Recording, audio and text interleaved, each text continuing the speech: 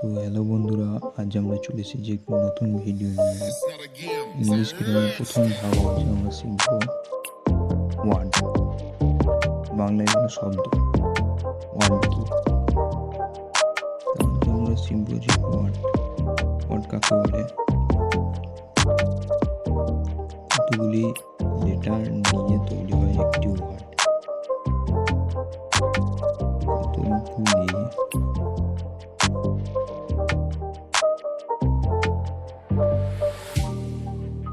Letter নিয়ে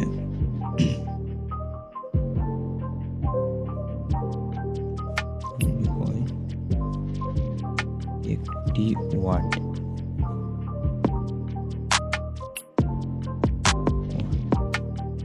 এবার আমরা জানি যে লেটার, এখানে যে লেটার কি?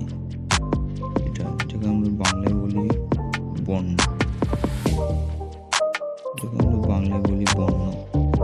এর জন্য বর্ণ কোনগুলি? লেটার কোনগুলি? লেটার ABCD, এগুলি একটি করে একটি লেটার। বর্ণ বাংলায় আমরা বর্ণ মানে জানি যে অ, একটি বর্ণ। এদের একত্রিতে কি বলে? এদের একত্রিতে বর্ণমালা বলে, এটাকে ইংরেজি বলে অ্যালফাবেট। আমরা জানবো অ্যালফাবেট কি। Alphabet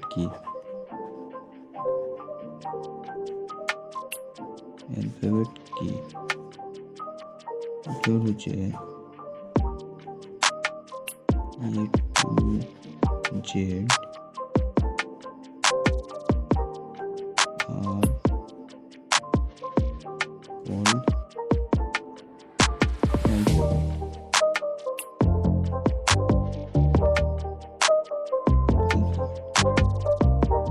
called alphabet.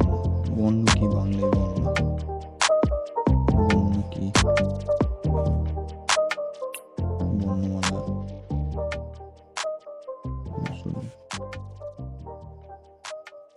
বর্ণমালা কি? ইংরেজি যেমন A to Z are called alphabet, তো বাংলায় ও থেকে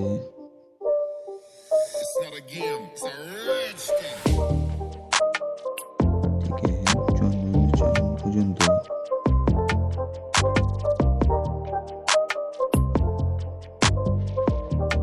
সকলকে আমরা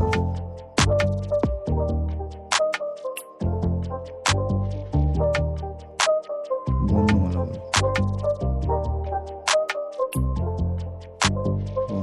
বলি। তো এখানে আমরা একটু বলি যে কল মানে হচ্ছে বলা। লেটার আমরা প্রথম বুঝি লেটার মানে বর্ণ। অ একটি বর্ণ।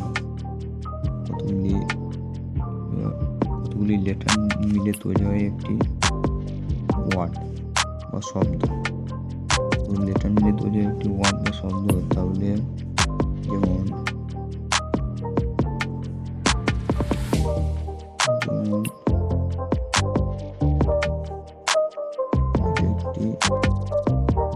এক একটি লেটার, কিন্তু এটাকে একটু শব্দ বলা যেতে পারে, না, এটা শব্দ নয়।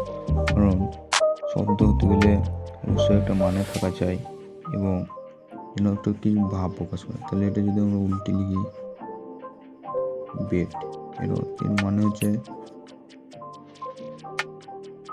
বিছানা। এটা একটা অর্থ আছে, যেটা মানে আছে, এটিকে একটা ওয়ার্ড বলা যেতে পারে। তো তাহলে একটা শব্দ হলেই তাহলে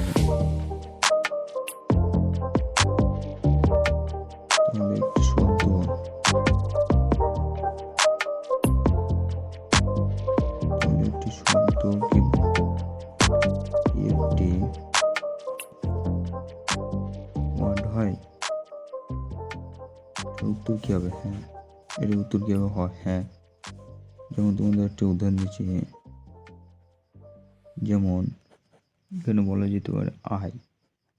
আই এবং এ, এই দুটো একটি শব্দ।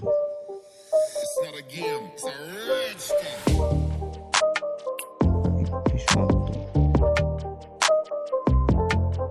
কিন্তু একটা লেটার, এই দুটো কিন্তু একটা লেটার একটি শব্দ হয়।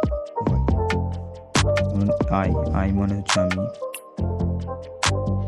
আই মানে আমি, এ মানে একটি,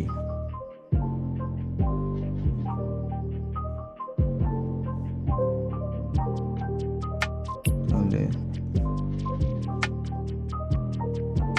একটি শব্দ একটি ওয়ার্ড হয়।